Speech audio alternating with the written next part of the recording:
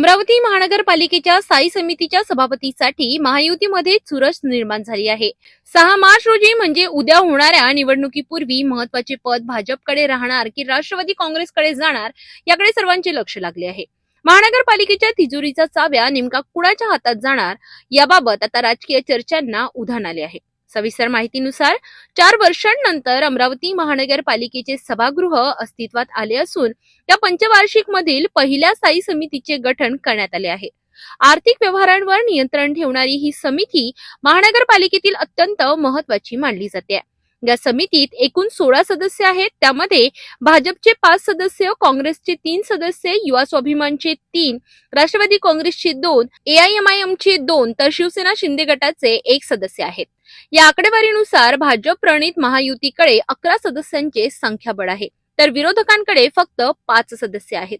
सभापती निवडण्यासाठी किमान 9 मतांची आवश्यकता असल्यामुळे महायुतीचे पारडे स्पष्टपणे जड मानले जात आहे। दरम्यान महायुतीमध्ये आधीच महापौर पद भाजपला आणि उपमहापौर पद युवा स्वाभिमानला देण्यात आले आहे। मात्र राष्ट्रवादी काँग्रेस आणि शिवसेना शिंदे गटाला अद्याप कोणतेही महत्वाचे पद मिळालेले नाही। त्यामुळे नैसर्गिक न्यायाच्या दृष्टीने स्थायी समितीचे सभापती पद राष्ट्रवादी काँग्रेसला देण्यात येईल अशी चर्चा राजकीय वर्तुळात सुरू आहे। परंतु दुसरीकडे भाजप हे महत्वाचे पद स्वतःकडेच ठेवणार असल्याची ही जोरदार चर्चा मनपा वर्तुळात रंगली आहे।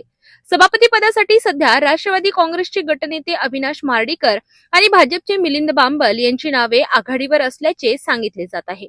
मिलिंद बांबल यांनी यापूर्वीही स्थायी समितीचे सभापतीपद भूषविले असल्यामुळे भाजपकडून नवीन चेहऱ्यालाही संधी दिली जाऊ शकते अशी चर्चा आहे। तर दुसरीकडे राष्ट्रवादी काँग्रेसकडे फक्त 2 सदस्य असले तरी अनुभवी म्हणून अविनाश मार्डीकर यांच्या नावावर शिक्कामोर्तब होण्याची शक्यता वर्तवली जात आहे। दरम्यान या निवडणुकीसाठी जिल्हाधिकारी आशिष एरेकर हे पीठासीन अधिकारी म्हणून उपस्थित राहणार आहेत।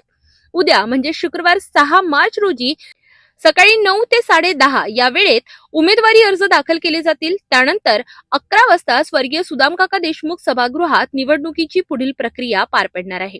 या निवडणुकीत 16 सदस्य मतदान करणार असून स्थायी समितीच्या सभापती पदासाठी कुणाचा झेंडा फडकणार हे याकडे आता संपूर्ण अमरावतीचे लक्ष लागले आहे।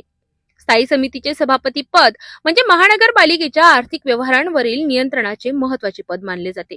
त्यामुळे हे पद भाजपकडे राहणार की राष्ट्रवादी काँग्रेसकडे जाणार याचा निर्णय आता उद्याच्या निवडणुकीत होणार आहे।